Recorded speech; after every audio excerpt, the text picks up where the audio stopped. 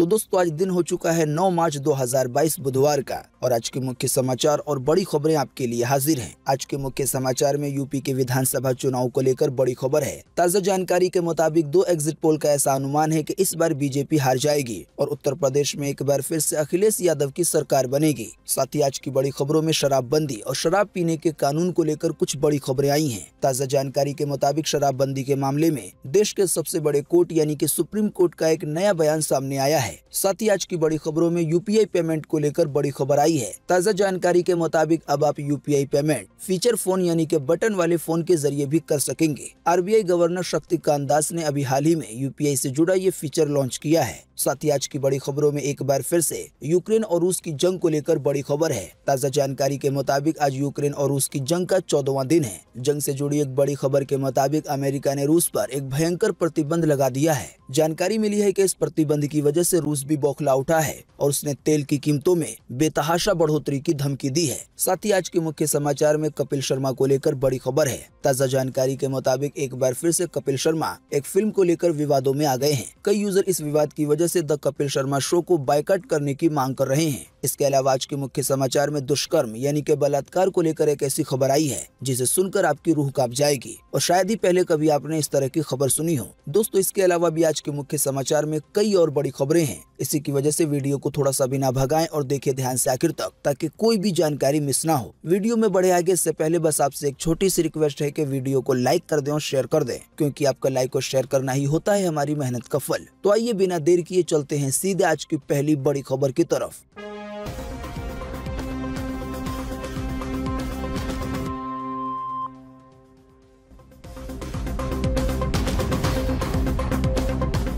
एक और exit poll ने बढ़ाई अखिलेश यादव की उम्मीदें। ताज़ा सर्वे के मुताबिक सपा गठबंधन को मिल सकती है 238 सीटें। जी हां, उत्तर प्रदेश चुनाव को लेकर अभी हाल ही में सोमवार को 12 अलग अलग न्यूज चैनलों और एजेंसियों ने एग्जिट पोल जारी किए थे। इनमें से 11 सर्वे रिपोर्ट में ये दावा किया गया है कि सूबे में एक बार फिर से भाजपा सरकार बना सकती है। वहीं दूसरी ओर केवल एक देश बंधु के एग्जिट पोल से ये पता चला कि इस बार उत्तर प्रदेश में समाजवादी पार्टी की सरकार बन सकती है। ताज़ा जानकारी के मुताबिक इस सर्वे को एक और सपोर्ट मिला है। इसी की वजह से अखिलेश यादव की उम्मीदें बढ़ गई हैं। असल में बात यह है कि एक और सर्वे में राज्य में सत्ता परिवर्तन का अनुमान लगाया गया है। 4 PM और thepolitics.in के सर्वे का अनुमान है कि राज्य में इस बार अखिलेश यादव सरकार बनाने में कामयाब हो जाएंगे। इस सर्वे के मुताबिक समाजवादी पार्टी को 238 सीटें मिल सकती हैं, वहीं भाजपा को केवल 157 सीटें मिलेंगी और बसपा को यानी कि बहुजन समाज पार्टी को 6 सीटें और कांग्रेस को केवल 1 सीट मिलने का अनुमान है। आसान सी भाषा में कहें तो 12 एग्जिट पोल यानी कि 12 सर्वे में से 10 का ऐसा कहना है कि एक बार फिर से उत्तर प्रदेश में बीजेपी की सरकार बनेगी,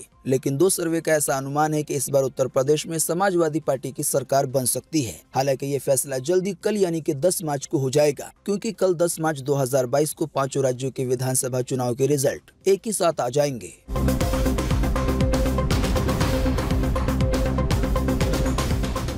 बिहार में शराब पीकर पकड़े जाने पर नहीं जाना होगा कोर्ट। कैबिनेट ने शराबबंदी कानून में संशोधन को दे दी है मंजूरी। जी हां, मुख्यमंत्री नीतीश कुमार की अध्यक्षता में बीते मंगलवार को बिहार कैबिनेट की बैठक संपन्न हुई। इस बैठक में कुल 14 एजेंडे को स्वीकृति प्रदान की गई। आसान सी भाषा में कहें तो 14 बातों को पास किया गया। ताज़ा जानकारी के मुताबिक इसी बैठक में शराबबंदी के कानून में बदलाव किया गया है। बदलाव के बाद अब शराब पीने वाले लोगों को जमानत के लिए अदालत जाने की जरूरत नहीं होगी। शराब पीते हुए पकड़े जाने पे किसी भी व्यक्ति को एग्जीक्यूटिव मजिस्ट्रेट के सामने पेश किया जाएगा और आर्थिक दंड लगाकर जमानत दे दी जाएगी। साथ ही कहा गया है कि जो लोग पहली बार शराब पीते हुए पकड़े जाएंगे, अगर वो शराब बेचने वाले धंधाबाज का नाम पुलिस प्रशासन को बता देंगे तो उन्हें मामूली फाइन लेकर जमानत दे दी जाएगी। दोस्तों आप में से अक्सर लोगों को पता होगा कि बिहार में शराब बैन है, यानी कि बिहार में शराब पीते हुए पकड़े जाने पे सजा दी जाती है। जाहिर सी बात है, बिहार हो या कोई और राज्य, वहाँ पे शराब पीने वालों की कमी नहीं है। इसी की वजह से बहुत सारे केस कोर्ट में जाने लगे थे। शराबबंदी अपराध से जुड़े मामले में इतने सारे केस आने लगे हैं कि अब जज भी परेशान हो गए हैं। इसी की वजह से अभी हाल ही में शराबबंदी कानून को लेकर देश के सबसे बड़े कोर्ट यानी कि सुप्रीम कोर्ट ने बिहार सरकार को खरी खोटी सुनाई। इससे जुड़ी ज्यादा जानकारी देखें अगली खबर में।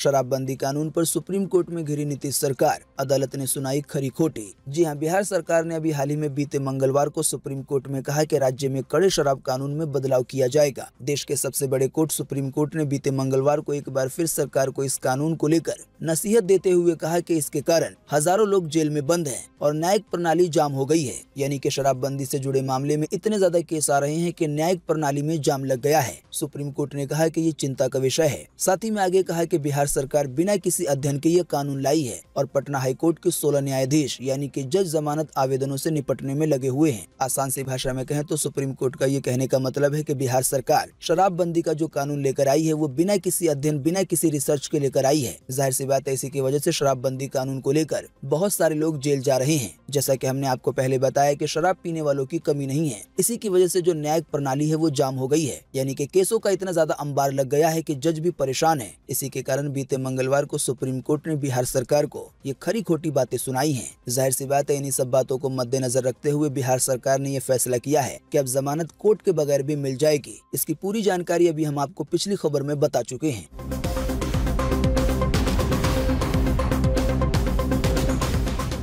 यूक्रेन और रूस की जंग का आज है 14वां दिन। जंग से जुड़े एक ताजा अपडेट के मुताबिक रूस के राष्ट्रपति व्लादिमीर पुतिन पर अमेरिका ने और ज्यादा शिकंजा कस दिया है। खबर है कि अमेरिकी राष्ट्रपति बाइडेन ने रूस से गैस और ऑयल इंपोर्ट पे बैन लगाया है। जी हां, अमेरिका, ब्रिटेन और उनके सहयोगी देश रूसी राष्ट्रपति व्लादिमीर पुतिन को घेरने के लिए लगातार प्रतिबंधों का ऐलान कर रहे हैं। इसी कड़ी में बीते मंगलवार को अमेरिका ने रूस से गैस, ऑयल और कोयला के इम्पोर्ट पे बैन का ऐलान कर दिया है। यानी कि ये सभी चीजें अमेरिका रूस से नहीं लेगा। साथ ही में अमेरिकी राष्ट्रपति जो बाइडेन ने कहा कि हम दुनिया के इतिहास में सबसे बड़े आर्थिक प्रतिबंध लगा रहे हैं। इससे रूस की इकोनॉमी को भारी नुकसान पहुंचेगा। दोस्तों, आप नहीं जानते हैं तो आपको बता दें कि सऊदी अरब के बाद रूस ही सबसे बड़ा तेल का निर्यातक है। आसान सी भाषा में कहें तो बहुत सारे देश ऐसे हैं जो कि रूस से तेल और गैस लेते हैं। जाहिर सी बात है, अमेरिका के प्रतिबंध लगाने की वजह से जो अमेरिका के सहयोगी देश हैं वो भी इसी तरह का फैसला ले सकते हैं। इन सभी बातों से ये बिल्कुल साफ है कि इसकी वजह से रूस को भारी नुकसान पहुंचेगा। वैसे आपको बता दें, बीते मंगलवार को जब अमेरिका ने प्रतिबंधों का ऐलान नहीं किया था, केवल कुछ लीक रिपोर्ट से ये पता चल रहा था कि अमेरिका इस तरह का प्रतिबंध लगा सकता है। आपको बता दें, ये बात जैसे ही रूस को पता चली तो रूस ने भी चेतावनी दे डाली। इससे जुड़ी ज्यादा जानकारी देखें अगली खबर में।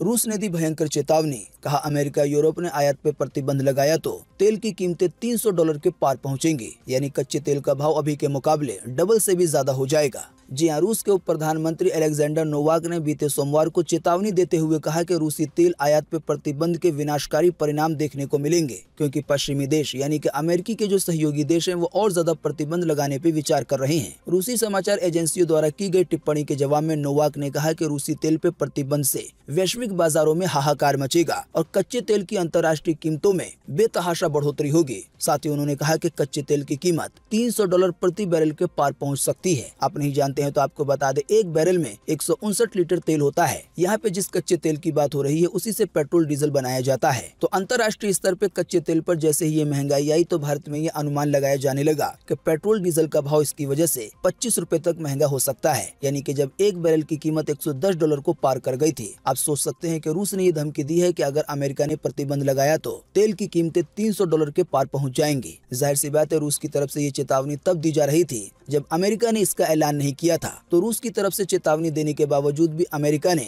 रूस के कच्चे तेल, गैस और कोयला के इंपोर्ट पे प्रतिबंध लगा दिया है। आने वाले दिनों में कई देश ऐसे हो सकते हैं जो कि रूस से ये सारी चीजें नहीं लेंगे। आसान सी भाषा में कहें तो इन सभी मुद्दों का असर केवल 1-2 देश नहीं बल्कि दुनिया के सभी देशों में होगा। और कच्चे तेल या पेट्रोल डीजल के भाव अगर सच में डबल हो जाते हैं तो आप सोच सकते हैं इसकी वजह से दूसरी चीजें भी बहुत ज्यादा महंगी हो जाएंगी।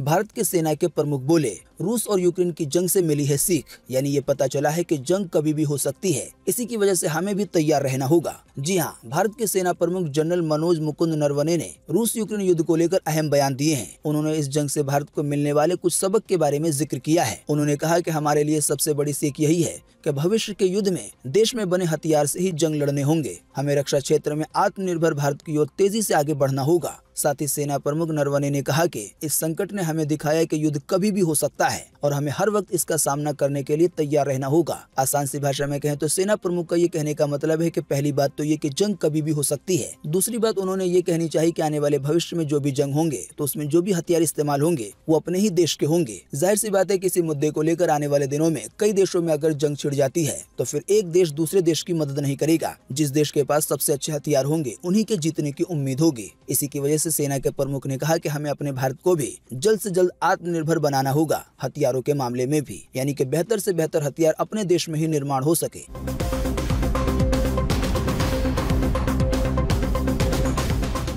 यूपी बोर्ड की 10वीं और 12वीं की परीक्षाएं आने वाले 24 मार्च से होगी शुरू, जारी कर दिया गया है पूरा शेड्यूल। जी हां, यूपी बोर्ड की हाई स्कूल और इंटरमीडिएट यानी कि 10वीं और 12वीं की परीक्षाएं आने वाले 24 मार्च 2022 से शुरू होने जा रही हैं। हाई स्कूल की परीक्षा 6 अप्रैल और इंटरमीडिएट की परीक्षा 12 अप्रैल को समाप्त होगी। जानकारी के मुताबिक अभी हाल ही में बीते मंगलवार को माध्यमिक शिक्षा परिषद के निदेशक विनय कुमार पांडे ने यूपी बोर्ड की परीक्षाओं का कार्यक्रम जारी कर दिया है। आसान सी भाषा में कहें तो पूरा शेड्यूल जारी कर दिया गया है कि किस दिन कौन सा पेपर होगा। 10वीं और 12वीं दोनों ही परीक्षाओं को मिलाकर इस एग्जाम में 51 लाख से ज्यादा छात्र हिस्सा लेंगे।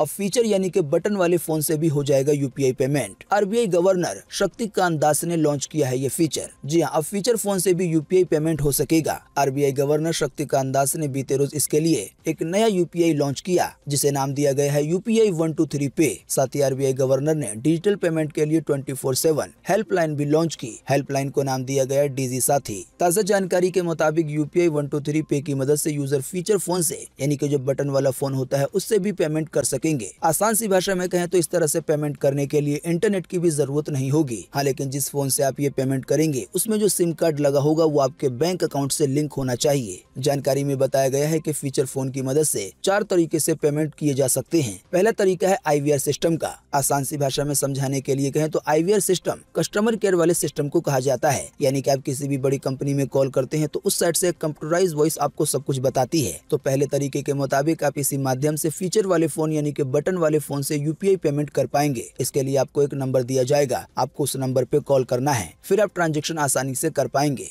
वहीं दूसरे तरीके को लेकर ये जानकारी दी गई है कि स्कैन एंड पे छोड़ सभी तरह के ट्रांजैक्शन ऐप बेस्ड चैनल के जरिए होंगे। असल में इस दूसरे वाले तरीके में फोन के लिए एक ऐप दिया जाएगा। वहीं पेमेंट करने का तीसरा तरीका बेस्ड होगा प्रॉक्सिमिटी साउंड पर। आने वाले दिनों में जब इसके यूज के तरीके आएंगे तो इसके बारे में आपको और ज्यादा जानकारी मिल सकेगी। साथ ही पेमेंट करने का चौथा तरीका होगा मिस कॉल को लेकर, यानी कि आपको एक नंबर पे मिस कॉल देना होगा, फिर आपको एक बैक कॉल आएगी। आपको किसके लिए कितने की ट्रांजैक्शन करनी है ये सारी चीजें कॉल के दौरान ही तय हो जाएंगी और फिर यूपीआई पिन डालने के बाद आपका पेमेंट हो जाएगा।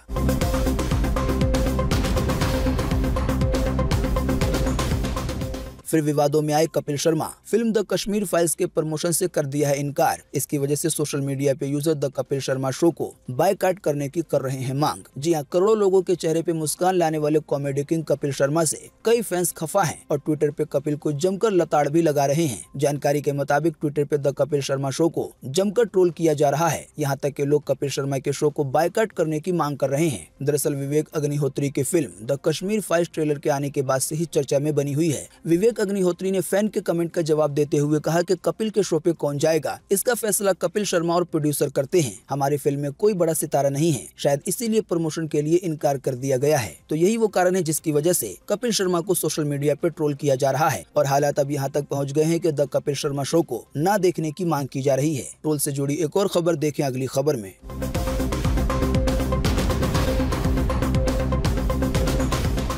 ट्रोल होने के बाद खुली कच्चा बादाम सिंगर की आंखें। पहले कहा था कि मैं सेलिब्रिटी हूँ, ऐसा काम नहीं कर सकता, अब कहा कि अब फिर बेचूंगा बादाम। जी हाँ, कच्चा बादाम गाने वाले सिंगर भुवन बडियाकार ने कहा है कि वो फिर से बादाम बेचेंगे। अचानक मिल रही लोकप्रियता के प्रभाव में आकर भुवन ने कुछ दिनों पहले कहा था कि वो सेलिब्रिटी बन गए हैं, इसी की वजह से वो बादाम नहीं बेचेंगे, क्योंकि अगर वो ऐसा करते हैं तो उनका मजाक उड़ाया जाएगा। उनके इस बयान से सोशल मीडिया पे बहस छिड़ गई। कुछ लोगों ने कहा कि इसी काम की वजह से आज उन्हें दुनिया जानती है, इसीलिए उन्हें बादाम बेचने में कोई शर्म नहीं आनी चाहिए। जानकारी के मुताबिक इस मामले में अब भुवन की भी आंखें खुल गई हैं और उन्होंने कहा है कि मैं आज जो कुछ भी हूँ वो आप सभी की वजह से हूँ। साथ ही भुवन ने कहा कि मैं सेलिब्रिटी का मतलब नहीं समझता था, असुविधा के लिए माफी चाहता हूँ, मैं निश्चित रूप से फिर से बादाम बेचूंगा।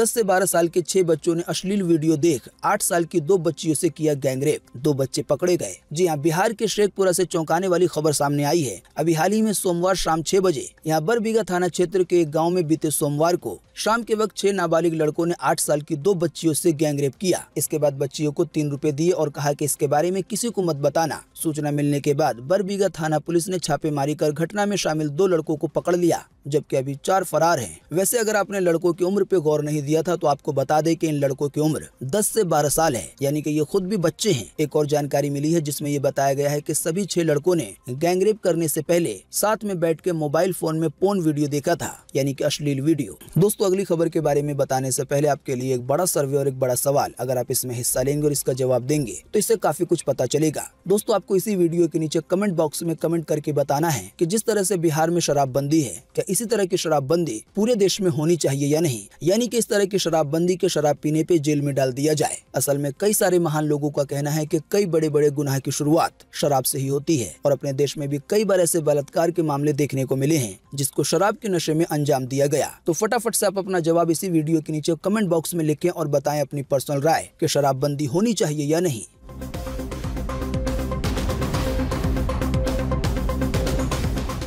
शादी करने पे मिल रहे हैं 2.5 लाख रुपए। लाभ पाने के लिए फटाफट से आप कर सकते हैं आवेदन। जी हाँ, लगभग हर कोई कभी न कभी शादी के पवित्र बंधन में बंधता है और इसको लेकर लोगों के अपने अपने अलग सपने होते हैं, लेकिन इस बात से इनकार नहीं किया जा सकता कि देश में अभी भी कई लोग ऐसे हैं जो अंतर जातीय विवाह करने को लेकर एक अलग नजरिया रखते हैं, यानी कि एक दूसरे जात वाला दूसरी जात में शादी नहीं कर सकता। ऐसे में सरकार ने लोगों की सोच बदलने के लिए एक पहल की और इसके लिए एक योजना चलाई। दरअसल जो लोग अंतर जातीय विवाह करते हैं उन्हें 2.5 लाख रुपए की आर्थिक मदद दी जाती है। इस योजना को डॉक्टर अंबेडकर फाउंडेशन के नाम से जाना जाता है। जो लोग अंतरजातीय शादी करते हैं उन्हें ये लाभ मिल सकता है। शादी होने के 1 साल के भीतर अगर आवेदन कर दिया जाए तो ये 2.5 लाख रुपए की मदद मिल सकती है। हालांकि शर्त यह है कि अंतरजातीय विवाह होना चाहिए, यानी कि दोनों में से कोई एक दलित समुदाय से होना चाहिए। डॉक्टर अंबेडकर फाउंडेशन के तहत मिलने वाली मदद अगर आप लेना चाहते हैं तो आपको अपनी शादी को हिंदू मैरिज एक्ट 1995 के तहत रजिस्टर कराना होता है। इसके लिए आपको एक हलफनामा डालना होता है, जिसके बाद आपके विवाह को रजिस्टर कर लिया जाएगा और फिर आपको ये 2.5 लाख रुपए सरकार की तरफ से मिल सकते हैं। हालांकि ध्यान रखें कि ये पैसे तभी मिलेंगे जब पहली बार शादी हो रही होगी।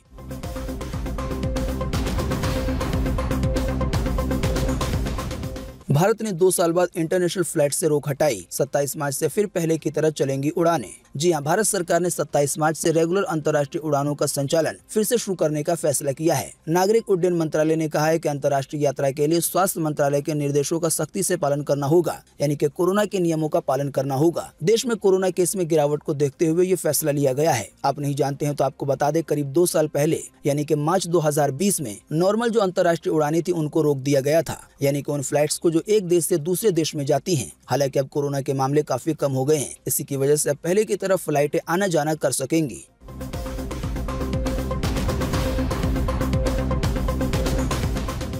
5 दिन में दूसरी बार धमाके से दहला पाकिस्तान। बलूचिस्तान के सीबी मेले के दौरान फिदायीन हमला। जी हां, पाकिस्तान के बलूचिस्तान में एक भयंकर हादसा देखने को मिला है। यहाँ के सीबी जिले में सालाना मेले के दौरान एक जबरदस्त ब्लास्ट हुआ जिसमें 5 जवानों की मौत हो गई, जबकि 28 घायल हो गए हैं। वैसे आप नहीं जानते हैं तो आपको बता दें, इससे पहले अभी हाल ही में बीते शुक्रवार को पेशावर में एक शिया मस्जिद को निशाना बनाया गया और वहाँ पे एक ब्लास्ट हुआ था जिसमें 60 से 70 लोगों की जान गई थी और कई सारे लोग घायल हुए थे। दैनिक भास्कर की तरफ से जो रिपोर्ट आई है उसमें ये भी कहा गया है कि पाकिस्तान ने सालों तक जिन आतंकियों को पाल पोस के बड़ा किया, अब वही उनके गले की फांस बनते जा रहे हैं।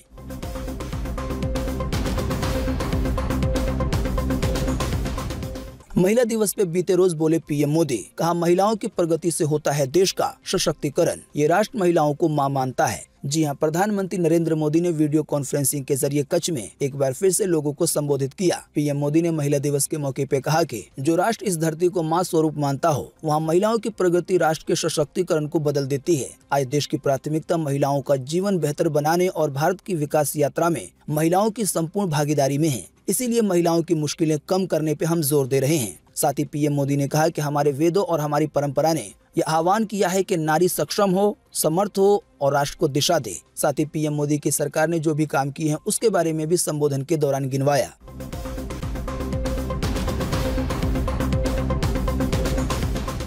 दिल्ली सरकार को कोर्ट ने दिया झटका। हाईकोर्ट ने कहा शराब बिक्री में छूट वापसी के फैसले पे नहीं लगेगी रोक। जी हां, उच्च न्यायालय यानी कि दिल्ली हाईकोर्ट ने बीते मंगलवार को दिल्ली सरकार के उस आदेश पर रोक लगाने से इनकार कर दिया जिसमें उसने राजधानी दिल्ली में शराब की बिक्री पे किसी तरह की छूट पे रोक लगा दी थी। इस मामले में अगली सुनवाई आने वाले 25 मार्च 2022 को होगी। असल में बात यह है कि अभी हाल ही में शराब के दामों पे दिल्ली में अच्छी खासी छूट दी जा रही थी, लेकिन दिल्ली सरकार की तरफ से इस पे कुछ रोक लगा दी गई। जब ये मामला कोर्ट में पहुंचा तो हाईकोर्ट ने दिल्ली सरकार के खिलाफ बात की। तो दोस्तों, आज 9 मार्च 2022 के यही मुख्य समाचार और बड़ी खबरें थी। उम्मीद करते हैं इससे आपको काफी कुछ जानकारी मिली होगी। हम बस इसके बदले में आपसे इतना ही चाहते हैं कि आप इस वीडियो को लाइक कर दें और शेयर कर दें, क्योंकि आपका लाइक और शेयर करना ही होता है हमारी मेहनत का फल। वीडियो देखने के लिए आपका बहुत बहुत धन्यवाद। Thanks for watching.